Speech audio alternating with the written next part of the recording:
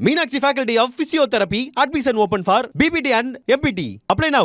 நாமக்கல்ல Tiruchengode main road எர்ணாபுரத்துல இருக்கிற Spiro prime public ஸ்கூல்ல +2 போர்டு எக்ஸாம்ஸோட சேர்த்து நீட் அண்ட் JEE கோச்சிங்கும் கொடுத்துட்டு இருக்காங்க. Periyar Maniammai Institute of Science and Technology, Tanjavur. BTech Biotechnology with specialization in computer science and biology.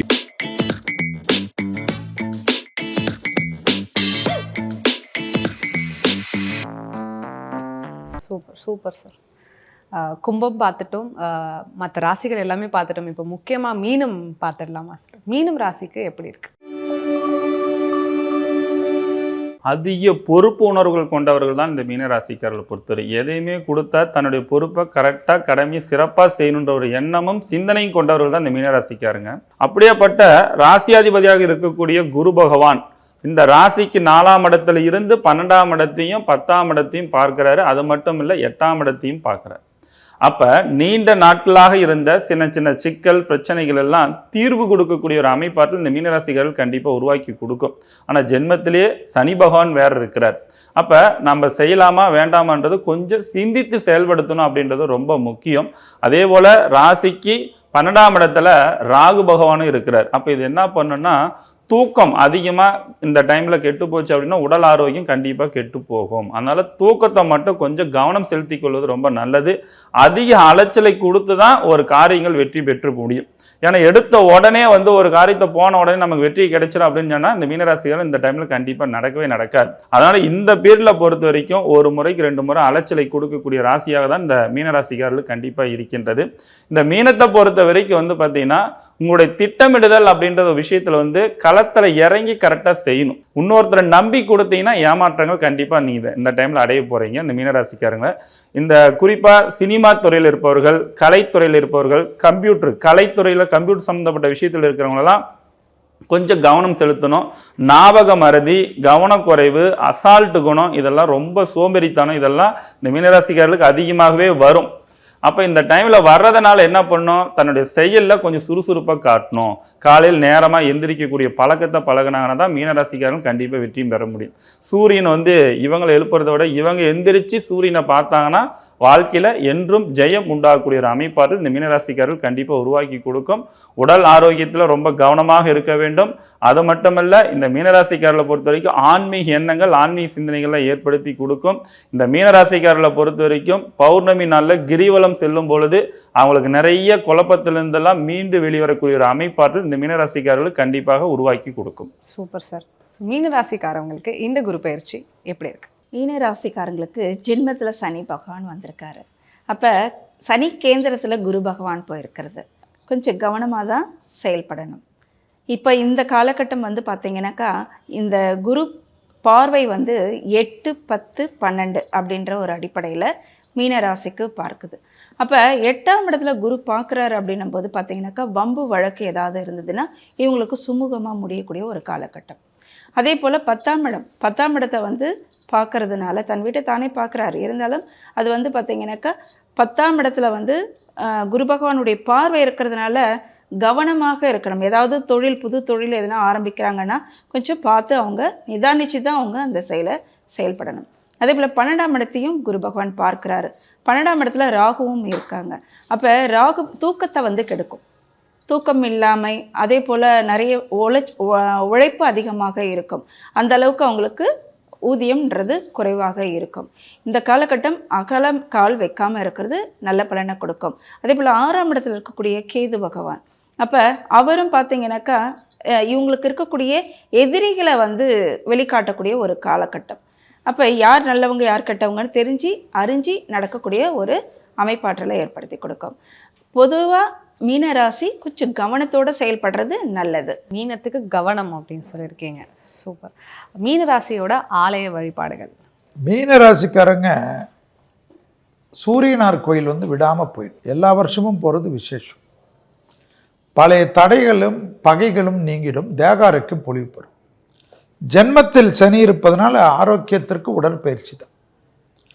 அதே சமயம் உத்திரட்டாதி நட்சத்திரம் இருக்கக்கூடிய ராசி, சனியுடைய நட்சத்திரமே இருக்கக்கூடிய ராசி.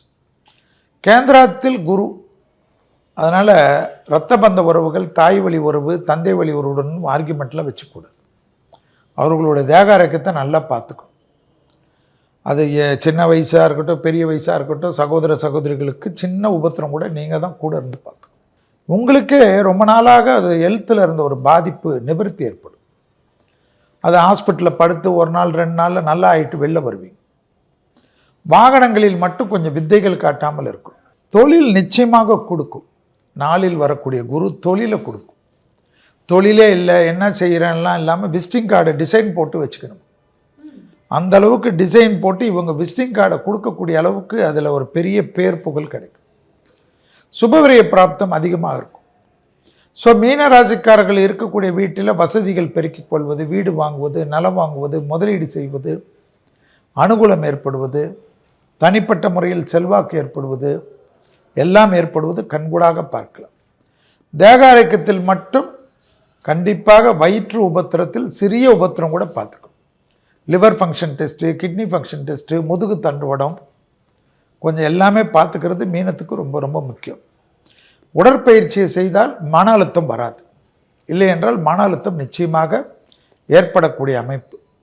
திடீர்னு பெரிய பொறுப்புக்கு வருவது, சிஓ வருவது, ப்ரமோஷன் வருவது, பெரிய ஜாக்பாட் அடிப்பது, அடிமைத் தொழில், அதாவது ஜென்மசனியில் கூட வியாபாரம் ஆரம்பிக்கிறது, இம்போர்ட் எக்ஸ்போர்ட் பண்ணுறது, ரியல் எஸ்டேட் பண்ணுறது, புரோக்கரேஜ் பண்ணுறது என்று எல்லா விதத்திலும் அதிகமான ஏற்றத்தை பெறக்கூடிய ராசிக்காரர்கள் மீன ராசிக்காரர்கள். ஸோ நம்ம 2025க்கான குரு பயிற்சி அப்படின்னு எடுத்துக்கிட்டோம்னாலே அதோட பொது பலன்களை முதல்ல நம்ம ஷெல்வி சார் கிட்ட வந்து கேட்டு தெரிஞ்சுக்கலாம்.